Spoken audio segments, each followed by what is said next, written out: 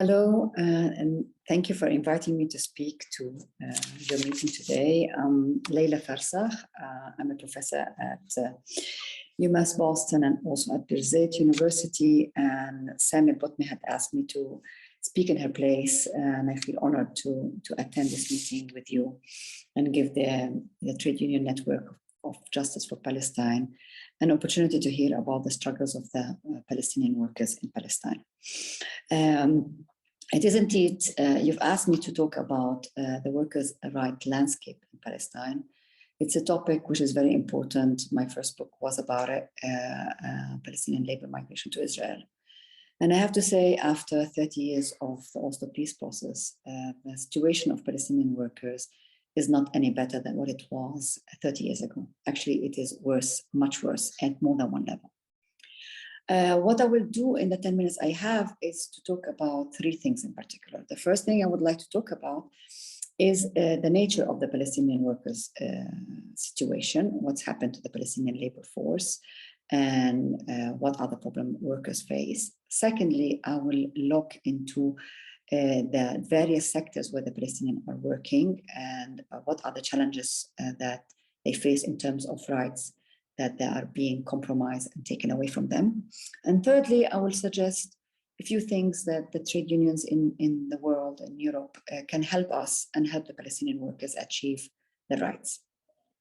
So the first point, Palestinian labor force. As you might know, the Palestinian labor force is one which is relatively small for the large population that Palestinians have. We estimate that there is 1.3 million Palestinian workers, the labor force, out of a population of 5 million Palestinian.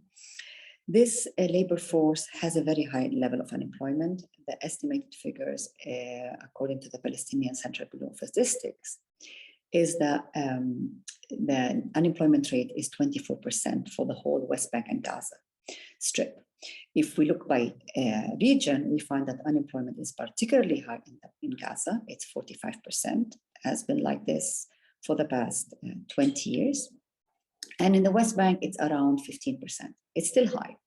The reason why unemployment in Gaza is much higher than the West Bank has largely to do with, of course, Israel's continuous siege on this strip, Israel's continuous war on the Gaza Strip, as we've seen in the latest incursion 2 weeks ago, mini war, if you can call it. This has caused a major suffering for the Palestinian people of Gaza, because as I said, unemployment is 45%. We estimate a level of poverty to be at 60%. And basically a very small population is trying to sustain a large poor population in the Gaza Strip. Unemployment is a big problem and a violation of Palestinian workers' rights, because it means Palestinians have little income to sustain their families. Now, if we look at the issue of those who work, the Palestinian employed force, what we see is three very important characterization and problems. The employed labor force, in other words, the 75% of the labor force which are working, the majority of workers of them are wage laborers. The wage laborers employed in the public sector, in the Palestinian Authority, the workers employed in the private sector, and the workers employed in Israel and the settlements. Each of these three categories of wage workers have a number of rights violated. If we look, for example, at public employment represents around 24% of all Palestinians working. It's high. In the West Bank, they try to reduce it to around 80%. In the West Bank, in Gaza Strip, it's still around 25 to 30% of all those employed are in the public sector. Their wages are low. There is big income inequality within the public sector, because those who are in the security sector have higher wages than those who work in the various ministries. And at the same time, the average salary of Palestinians in the public sector is around the minimum wage. So they're not really earning a significant income. On top of that, the Palestinian authorities attempt to reduce its public sector wage budget has led to the Palestinian Authority reducing workers' wages. And in the case of Gaza Strip, actually sometimes and quite often not distributing them the wages, which increases further the poverty of the Gaza Strip and is a violation of workers' rights internationally and also locally, according to Palestinian law. So we have this big problem that we have wages in the public sector are low. They're higher for those who are in security. They're low for those who are in the various ministries. And of course, they're only high for those who are ministers, but the average worker in the public sector has an income that is at or below the minimum wage. Now, the second phase of employment, wage employment, is in the private sector. Here we see that the problem of the private sector employment, the problem that workers face in that sector is that 2/3 of them are without a contract. So in other words, they can be easily fired. We don't know, they don't get any social benefits. They're not insured social security or health benefits. And that's a big problem because that's again a right that Palestinian workers do not have access to and they are entitled to. Thirdly, we have those who work in Israel. This is is a major problem. The Palestinian economy has always been dependent on Palestinian workers in Israel. Before Oslo, around 1/3 of all Palestinian workers work in Israel. After Oslo, this dropped significantly. Israel prevented any Palestinian worker from Gaza to work in Israel, another reason for making unemployment high in the Gaza Strip. In the West Bank, though, Israel has allowed recently more workers to work in Israel and in the settlements. We are estimated today that there are 200,000 Palestinian working in Israel and the settlements.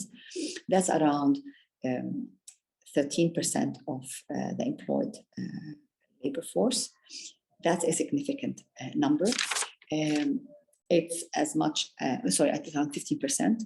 And the problem with those is that Palestinians are building Israeli homes, often on their land. They have no choice because that's the only job they can find. And also salaries in the West Bank, in the settlements and Israel are higher than in the West Bank.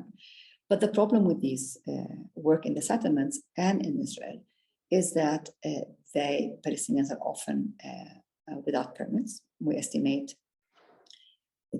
30 to 45% of all workers who work in Israel in the settlements are working without the permits, often without a wage slip, which means that they also are robbed of any benefits, whether it is healthcare or pension or sick leave or insurance against injuries, which is again a violation of Palestinian rights. So we see the landscape of Palestinian rights, workers' rights in Palestine, violated continuously.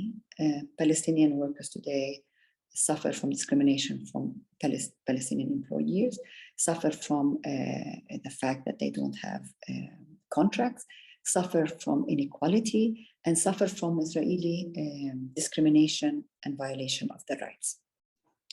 So what can the European Trade Union do, European Trade Union Network for Justice in Palestine do? Well, I think there are a number of things that they can do which are very, very important. First of all, of course, express solidarity with the Palestinian people and Palestinian workers and support all the the unionization of Palestinian workers. We've seen lately a number of strikes among Palestinian workers. We've seen the strike of teachers that had went on for nearly 2 years and has been very important to express the grievances that they have at their low salaries and their very hard conditions they are working under. This is something to be supported. We had also the strike of the lawyers because of the PA's violation of the independence of the judiciary and the installation of a Supreme Court judge that is 80 years old and the expulsion of those judges who were critical of the Palestinian Authority. Helping the unionization of the Palestinian workers is something important, and you can definitely support them in that. Secondly, I think what is very important is to support the boycott of the campaign of BDS, the boycott, divestment, and sanction call by the Palestinian civil society. Boycotting Israeli goods, especially those on the settlements, but all Israeli goods, might harm in the short run Palestinian workers, but not really. It's very important because it's the only tool Palestinians have to assert the right And it's the only measure that actually will pain Israel and make it adhere to international law and retreat from the West Bank and Gaza. Thirdly, I think it's very important to emphasize and work on asking for the removal of the siege in Gaza and protecting Palestinian workers in the Gaza Strip. This is something very important. Removing the siege and holding Israel, boycotting Israel until the siege is lifted is something also that you can do in Europe. And last but not least, also hold the Palestinian Authority accountable to and make it apply the laws that we have that protect Palestinian workers but are not being applied. That's also something very important. Again, thank you very much for your support of the Palestinian cause, and I look forward to hearing from you. Your work and your support of the Palestinian cause is something very important and will strengthen Palestinian resistance to fight the oppression and achieve liberation. Thank you very much.